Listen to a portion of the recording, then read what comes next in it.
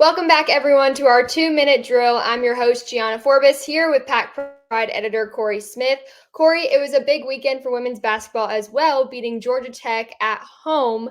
It was an overtime win, which was super important for the Wolfpack. How important was this win coming into a week where they have to play UNC and Duke on the road?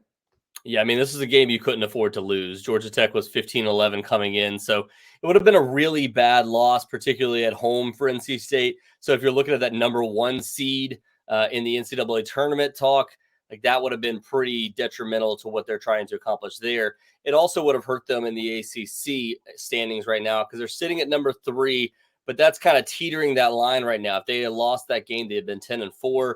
9-3 would have been right behind them. Or 9-5 teams would have been right behind them. So they keep themselves in that mix for the ACC regular season championship. They also keep themselves in the discussion for the top 4 seed, which is critical to getting a double bye, which is critical to winning the ACC championship. So all those things matter. The big thing for NC State is they've got to be able to limit what other teams are doing offensively, especially early on. They gave up 22 points in the first quarter to Georgia Tech, after allowing 43 points to Notre Dame earlier in the week and 47 points to Pitt earlier in the week too. So they can't allow that to happen on the road against particularly UNC and Duke, because those are two teams that, close to NC State, probably going to get up for those games in a pretty big way. They want to win those, especially because coming down the stretch, both of those teams are trying to get at least a bye or potentially a double bye in the ACC tournament. So all those things, again, matter.